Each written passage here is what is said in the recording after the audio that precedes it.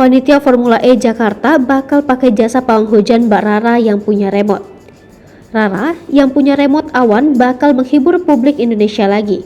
Ketua Komite Pelaksana Formula E Ahmad Sahroni mengatakan, jasa pawang hujan akan digunakan apabila dibutuhkan saat ajang balapan Jakarta E-Prix 2022, 4 Juni mendatang. Sahroni juga menyinggung kemungkinan menggunakan jasa pawang hujan Rara Isti Wulandari yang dikenal saat beraksi di MotoGP Mandalika Maret lalu.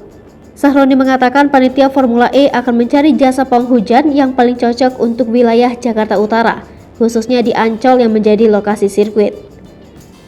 Ketika disinggung apakah panitia Formula E akan memakai jasa Rara, Sahroni mengatakan ada kemungkinan tersebut.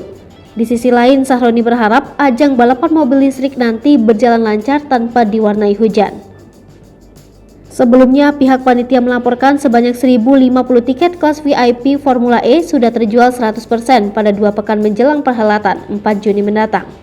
Hal itu disampaikan Vice Managing Director Organizing Committee Jakarta E-Prix 2022 Gunung Kartiko dalam konferensi pers di Mall ABC Ancol Pademangan, Jakarta Utara, Kamis 19 Mei 2022.